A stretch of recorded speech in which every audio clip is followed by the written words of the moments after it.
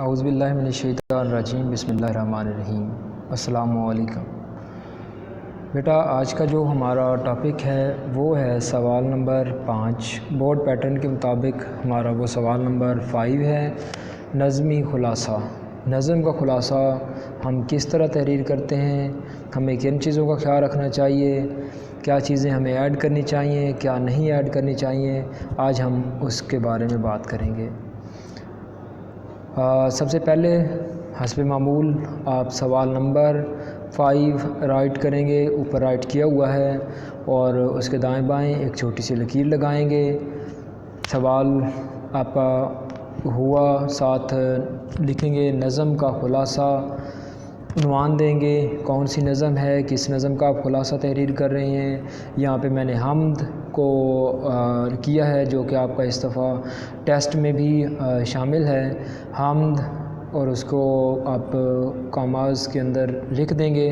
اس کے بعد بچہ آپ خلاصہ نظم یا اکیلا خلاصہ بھی لکھ دیں گے یا خلاصہ نظم لکھیں گے اوپر کر کے، تو وہ ٹھیک ہو جائے گا۔ ایک خالی لائن چھوڑیں گے، اس سے یہ پتہ چلتا ہے کہ آپ کا سوال ختم ہوا، آپ کا جواب شروع ہوتا ہے۔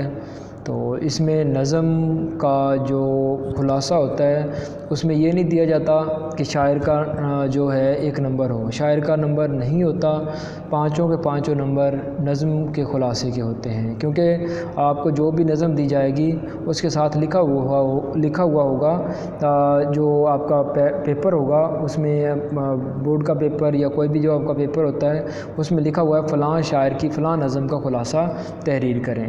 تو بچہ آپ اسی طرح رائٹ کریں گے خلاصے کے سامنے رابطے کی علامت، اور اوپر والی لائن سے، پہلی لائن سے شروع کر دیں گے۔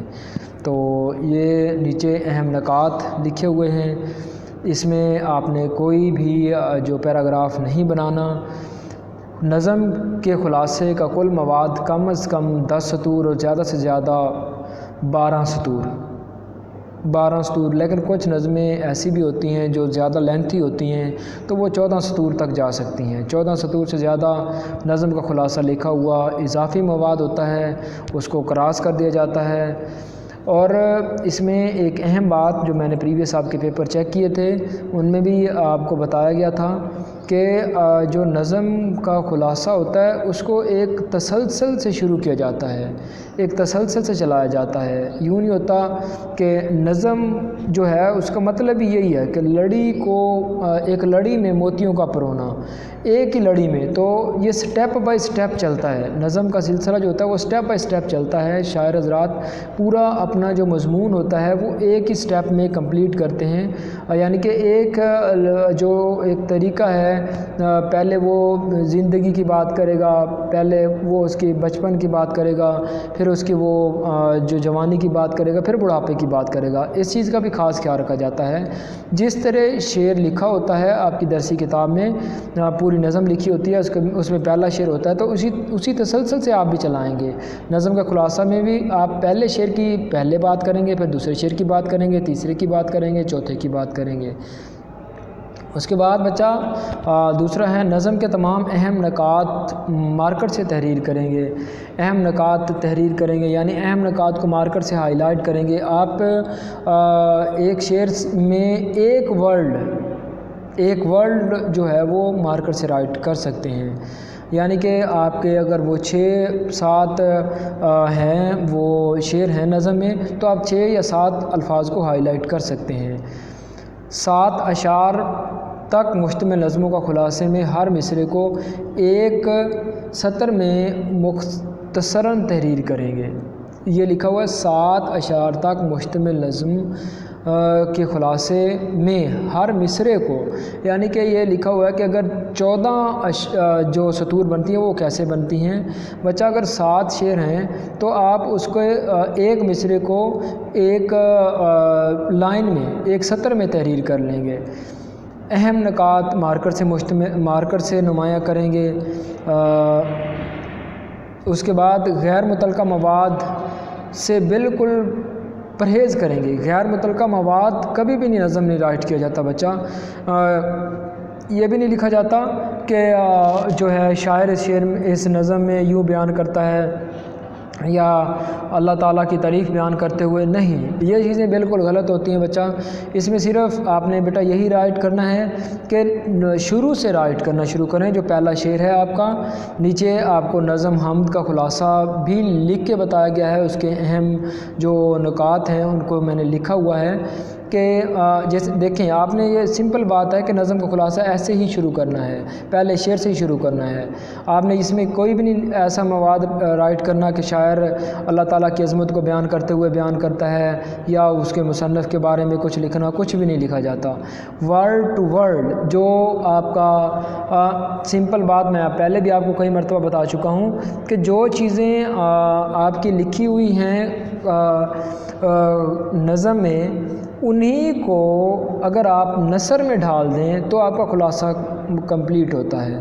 اس میں کوئی اضافی چیز نہیں لکھیں گے، کوئی وہاں سے جو اہم چیز ہوگی اسے چھوڑیں گے نہیں۔ دیکھیں نیچے آپ کی نظم حمد جو اس دفعہ سلیبس میں آپ کے شامل ہے، اس کی مشق بھی کی گئی ہے۔ اس کا پہلا شعر کی طرف ہم جاتے ہیں۔ اللہ تعالیٰ کی عظمت اور مقام تک کوئی نہیں پہنچ سکتا، یہ پہلا مصرع ہے۔ اس کے مرتبے سے کوئی آگاہ نہیں ہے، یہ ہم یوں ہی شروع کریں گے اور یوں ہی لکھتے جائیں گے۔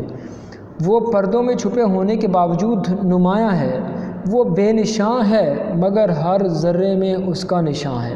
یہ دیکھیں 2 شعر کمپلیٹ ہو گئے، تو یہ اس میں 4 مصرے بن گئے، 4 مصرے بن گئے، تقریباً ہماری 4 لائنیں کمپلیٹ ہوتی ہیں۔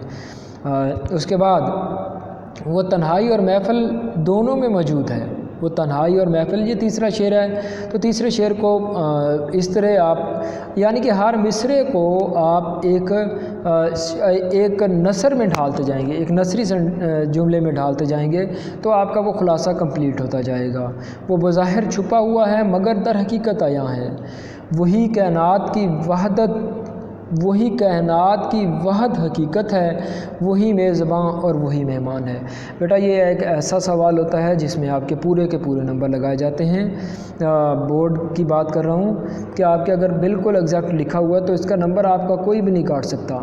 تو یہ اردو میں جو ہے آپ کا ورڈ ٹو ورڈ اسی طرح آپ جو ہے خلاصہ لکھیں گے، ہر نظم کا خلاصہ اس کے مطابق آپ تحریر کرتے جائیں گے تو آپ کے انشاءاللہ نمبر پورے لگیں گے، اس میں سے نمبر کوئی بھی نہیں کاٹ سکتا آپ کے۔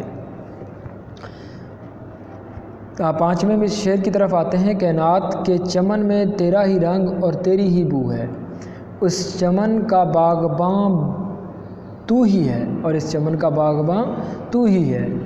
آخری شعر ہے ہمارا۔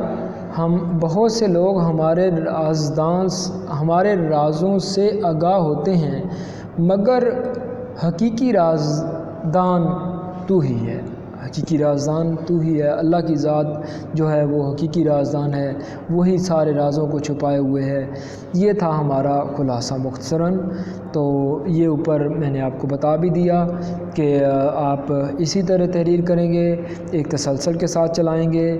آپ ہر لفظ کو، ہر شعر میں سے ایک لفظ کو ہائی لائٹ بھی کر سکتے ہیں، ہائی لائٹ نہ بھی کریں، اگر آپ ورڈ ٹو ورڈ لکھ رہے ہیں تو آپ کے 5 کے 5 نمبر ہی آپ کو دیے جائیں گے۔ آپ بالکل اس کی پریزنٹیشن اسی طرح بنائیں، خوبصورت کر کے لکھیں، تو انشاءاللہ آپ تمام نظموں کا خلاصہ جو ہے آپ اسی طرح ہی تحریر کریں گے۔ تو مزید اگر آپ کو کوئی کمی بیشی ہے تو آپ اس کے بارے میں بھی سوال کر سکتے ہیں۔ شکریہ، دعاؤں میں یاد رکھیے گا۔ اللہ تعالیٰ آپ سب کا حامی و ناصر ہو۔ جزاک اللہ خیر۔